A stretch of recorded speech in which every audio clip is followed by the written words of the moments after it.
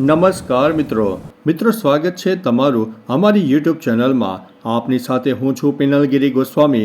આજના વેધર એનાલિસિસમાં વાત થશે આજે તારીખ 30 નવેમ્બરથી લઈને 5 ડિસેમ્બર સુધી ગુજરાતમાં કેવું રહેશે હવામાન। બંગાળની ખાડીનું ઉદ્ભવેલું વાવાઝોડું શું હજુ ગુજરાતને અસર કરશે? શું ગુજરાતમાં વરસાદની શક્યતા છે? અરબી સમુદ્ર અને બંગાળની ખાડી કેટલા એક્ટિવ થયા છે, જેથી દક્ષિણ ભારત સહિત મધ્ય ભારત અને પશ્ચિમ ભારતના કયા વિસ્તારોને હજુ પણ અસર થઈ શકે છે? તમામ પ્રકારની માહિતી એક વિડીયોમાં તમને મળી જશે।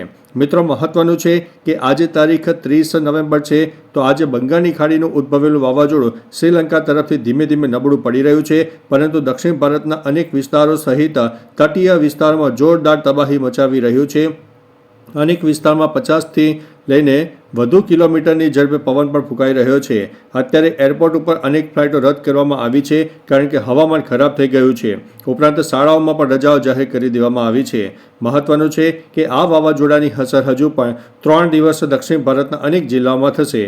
બીજી તરફ મિત્રો અરબી સમુદ્ર અને બંગાળની ખાડીના ભેજવાળા પવનો ગુજરાત સુધી મળી રહ્યા છે અને ગુજરાતમાં એક લો ક્લાઉડ ફોર્મેશનનો રાઉન્ડ પણ જોવા મળી રહ્યો છે। એટલે સાર્વત્રિક વરસાદ નહીં, પરંતુ એક લો ક્લાઉડ ફોર્મેશનને કારણે ઉત્તર ગુજરાતના અનેક ભાગોમાં હજુ પણ વાદળછાયું વાતાવરણ, તો મધ્ય ગુજરાતના અનેક ભાગોમાં પણ વાદળછાયા વાતાવરણનો એક માહોલ જોવા મળશે। વરસાદી વાતાવરણ ચોક્કસથી સર્જાશે, પરંતુ મિત્રો સમગ્ર ગુજરાતમાં સાર્વત્રિક વરસાદ નહીં હોય અને જે જગ્યાએ છાંટાછૂટી અને હળવા મધ્યમ વરસાદી ઝાપટા થશે, જ્યારે આપણે કમોસમી વરસાદ કહીશું, અને તે ટૂંકા ગાળાનો વરસાદ હોઈ શકે છે, પરંતુ ખેડૂતોના પાકને તે નુકસાન પહોંચાડી શકે તેવી સંભાવના છે। એટલે મિત્રો અત્યારે ઉત્તર ગુજરાત અને મધ્ય ગુજરાત સહિત કહી શકાય કે દક્ષિણ ગુજરાતના પણ અનેક વિસ્તારોમાં વાદળછાયું વાતાવરણ કોઈ વિસ્તારમાં અમુક સમય માટે જોવા મળી શકે છે। ત્યારબાદ મિત્રો તારીખ 1 ડિસેમ્બરની વાત કરીએ તો 1 ડિસેમ્બરે જે વાવાઝોડું છે એ દક્ષિણ ભારતના અનેક જિલ્લાઓમાં તબાહી મચાવશે। અનેક વિસ્તારમાં 5 ઇંચ કરતાં પણ વધારે વરસાદ આપશે અને તેની અસર ગુજરાતમાં પણ જોવા મળશે। ભલે ગુજરાત ઉપર કોઈ તમને વરસાદની સિસ્ટમ ન દેખાય, પરંતુ એક લો ક્લાઉડ ફોર્મેશન અને ભેજના પ્રમાણને કારણે એક વરસાદી વાતાવરણ સર્જાશે, પરંતુ સાર્વત્રિક વરસાદ નહીં હોય। આગામી 72 કલાક હજુ પણ વાવાઝોડાની વ્યાપક અસર આપણને જોવા મળનારી છે। ત્યારબાદ મિત્રો તારીખ 2 ડિસેમ્બરની વાત કરીએ તો 2 ડિસેમ્બરે આ વાવાઝોડું સામાન્ય નબળું પડી જશે।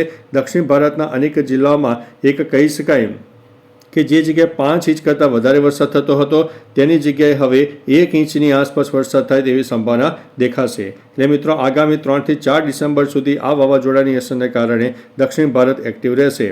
બીજી તરફ મિત્રો તારીખ 3 ડિસેમ્બરની વાત કરીએ તો 3 ડિસેમ્બરે પણ તમે જોઈ શકો છો। ઉપરાંત અરબી કહી શકાય કે ઉત્તર ભારતના ઉત્તરી પટ્ટામાં WD પણ સક્રિય થશે, જેની શીતલહેર ગુજરાત અને રાજસ્થાન સુધી જોવા મળશે। તારીખ 5 તારીખથી ઠંડીનો માહોલ પણ સર્જાઈ જશે। ઠંડીના માહોલની વાત કરીએ તો અત્યારે જે ન્યૂનતમ તાપમાન છે 18થી લઈને 22 ડિગ્રીની વચ્ચે અને મહત્તમ તાપમાન 22થી લઈને 27 ડિગ્રીની આસપાસ જોવા મળશે। બપોર દરમિયાન સામાન્ય ગરમીનો અહેસાસ હજુ પણ આપણને થવાનો છે, પરંતુ મોડી રાત્રે અને વહેલી સવારે ઠંડકનો અહેસાસ થશે। કોઈ વિસ્તારમાં ઝાકળ વર્ષા અને ધુમ્મસવાળું વાતાવરણ પણ જોવા મળનારું છે।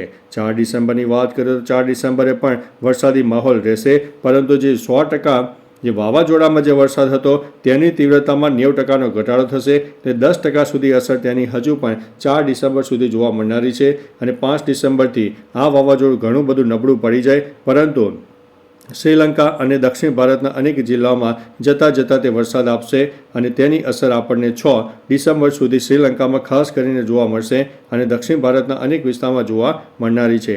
કારણ કે મિત્રો ફક્ત વાવાઝોડાની અસર નહીં, પરંતુ બંગાળની ખાડી અને અરબી સમુદ્ર સંયુક્ત રીતે એક દક્ષિણ ભારતને અસર કરી રહ્યા છે, જેના ભાગરૂપે આ માહોલ જોવા મળનારો છે। તમે જોઈ શકો છો તે પ્રમાણે 6 ડિસેમ્બરથી આ વાવાઝોડાની જે ડેન્સિટી છે તેમાં ઘણો બધો ઘટાડો થઈ જશે અને વાવાઝોડું ઘણું બધું ઓછું પણ થઈ જશે।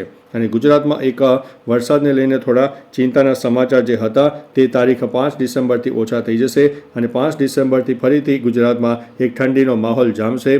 અનેક વિસ્તારમાં જે લઘુત્તમ તાપમાન અત્યારે 18 ડિગ્રીની આસપાસ જોવા મળે છે તે 14થી લઈને 17 ડિગ્રીની આસપાસ જોવા મળે, એટલે શીતલહેર જોવા મળશે અને ગુજરાતના અનેક વિસ્તારમાં ઠંડીનો માહોલ સર્જાઈ જશે। બાકી મિત્રો તમારા વિસ્તારમાં જે કંઈ વાતાવરણ હોય અમને જણાવજો, જેથી અન્ય મિત્રો પણ જાણી શકે।